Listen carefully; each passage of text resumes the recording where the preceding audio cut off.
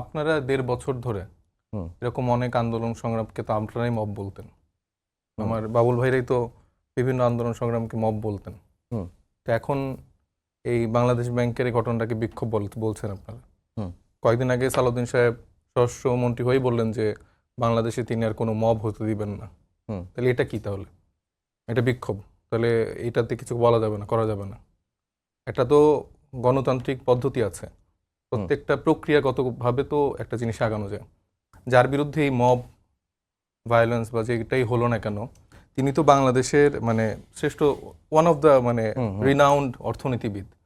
তো মনসুর সাহেব দায়িত্ব যখন গ্রহণ করেছেন, আমরা সবাই জানি যে আমাদের বাংলাদেশের তখন অর্থনীতির অবস্থাটা কোন পর্যায়ে ছিল এবং সেই ভঙ্গুর দশা থেকে একটা স্থিতিশীল পর্যায়ে কিন্তু উনার আনার পেছনে একটা বড় অবদান আছে। এটা আমরা সবাই স্বীকার করি। এখন একটা সরকার পরিবর্তন হয়েছে বা একটা রাজনৈতিক সরকার যখন এসছে, স্বাভাবিকভাবে তারা যদি মনে করে যে একটা গণতান্ত্রিক পদ্ধতিতে বা যে প্রক্রিয়াতে গভর্নর চেঞ্জ করা যায় সেটা তারা করতেই পারে। এটা নিয়ে আসলে আমিও কোনো দ্বিমত দেখি না। কিন্তু যে প্রক্রিয়াতে করলো সেটা আসলে কোনোভাবেই সেই জায়গাটা মেনটেন করে না এবং আমরা দেখতে পেলাম যে বিভিন্ন প্রতিষ্ঠানে বিএনপির নামধারী অথবা বিএনপি সমর্থিত যারা আছেন তাদের মাধ্যমেই এইরকম মব তৈরি হচ্ছে এবং প্রত্যেকটা সেক্টরে তারা আসলে মানে মানে ক্ষুধার্ত বাঘের মতো আচরণ করছে যে এই প্রত্যেকটা চেয়ার আমার লাগবে, মানে পারলে হচ্ছে যে এই টকশোর টেবিলও ধরেন যে আপনার ওই টেবিলের জায়গা বা আমার এখানে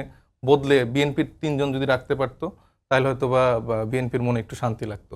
আমি বলবো না সবাই এরকম, বাবুল ভাইরাদের মতো যারা দায়িত্বশীল রাজনীতিবিদ আছেন তারা এরকম না, কিন্তু বিএনপির একটা বড় অংশ মানে অনেক ক্ষুধার্ত অবস্থায় আছেন এবং তারা প্রত্যেকটা জায়গা দখল করতেছে এবং দখল করে এবং মজার ব্যাপার হচ্ছে দখল করে কাকে বসিয়েছে, যেই ব্যক্তি হচ্ছে যে নিজে ঋণ খেলাপি একজন মানুষ, যার মানে পোর্টফোলিওতে সে একজন ব্যবসায়ী, সোয়েটার ব্যবসায়ী, এই সোয়েটার ব্যবসায়ী এসে আপনার এই ভঙ্গুর অর্থনীতিতে প্রথম দিনে আমরা দেখতে পেলাম 10,000 কোটি টাকা সম্ভবত 1,000 কোটি টাকা ন্যাশনাল ব্যাংকে হচ্ছে যে তারল্য সংকটের কারণে হচ্ছে তাদেরকে দেওয়া হয়েছে এবং সেটার সাথে আমাদের একজন বর্তমানে রানিং মন্ত্রী আব্দুল আউল মিন্টু সাহেবও ওই ব্যাংকে তার ইনভলভমেন্ট আছে বা তার সেখানে স্টেক আছে যতটুকু আমি জানি।